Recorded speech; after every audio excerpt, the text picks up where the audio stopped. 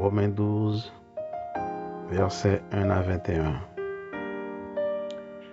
Je vous exhorte donc, frères, par les compassions de Dieu, à offrir vos corps comme un sacrifice vivant, saint, agréable à Dieu, ce qui sera de votre part un culte raisonnable.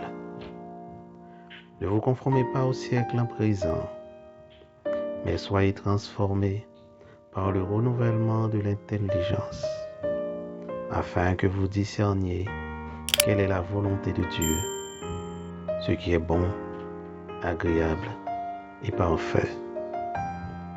Par la grâce qui m'a été donnée, je dis à chacun de vous de n'avoir pas de lui-même une trop haute opinion, mais de revêtir des sentiments modestes, selon la mesure de foi que Dieu a départie à chacun. Car, comme nous avons plusieurs membres dans un seul corps, et que tous les membres n'ont pas la même fonction, ainsi, nous qui sommes plusieurs, nous formons un seul corps en Christ, et nous sommes tous membres les uns des autres. Puisque nous avons des dons différents, selon la grâce qui nous a été accordée, que celui qui a le don de prophétie l'exerce selon l'analogie de la foi, que celui qui est appelé au ministère s'attache à son ministère, que celui qui enseigne s'attache à son enseignement, et celui qui exhorte à l'exhortation, que celui qui donne le fasse avec libéralité, que celui qui préside le fasse avec zèle, que celui qui pratique la miséricorde le fasse avec joie, que la charité soit sans hypocrisie. Ayez le mal en horreur, attachez-vous fortement au bien. Par amour fraternel, soyez pleins d'affection les uns pour les autres. Par honneur, usez de prévenance réciproque. Ayez du zèle et non de la paresse. Soyez fervents d'esprit. Servez le Seigneur. Réjouissez-vous en espérance. Soyez patients dans l'affliction. Persévérez dans la prière.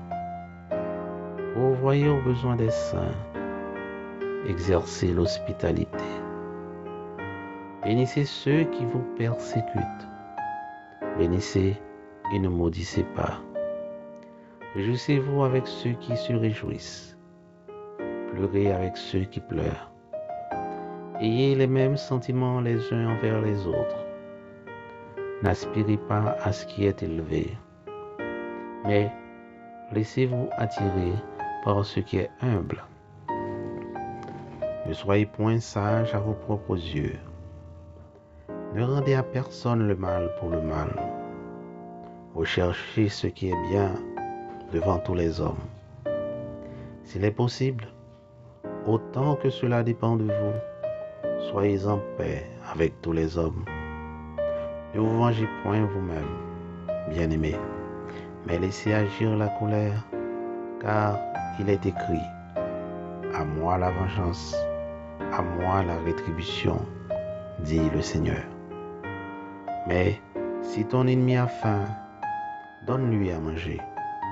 S'il a soif, donne-lui à boire. Car en agissant ainsi, ce sont des charbons ardents que tu amasseras sur sa tête. Ne te laisse pas vaincre par le mal, mais surmonte le mal par le bien. Amen.